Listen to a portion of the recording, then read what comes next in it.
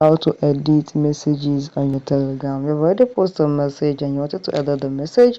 It's very easy to do. Let's go to your Telegram. Open your Telegram. Then go and look for the message you want to edit. Probably you've sent the message already before. You just wanted to edit it. Now, there's your Telegram, and now go look for the message you want to edit. Now there is it. Click on the message. For example, now I'm just want to write something. I will send. Now I've already sent this message and I want to edit this message. What you're going to do is just click on the message. Once you click on the message, you see this button here.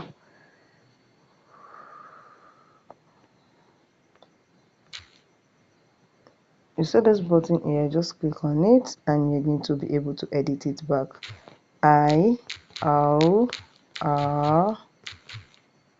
You click on send and you can see it has automatically edited. So guys, if you found this video helpful, subscribe and like. Thank you.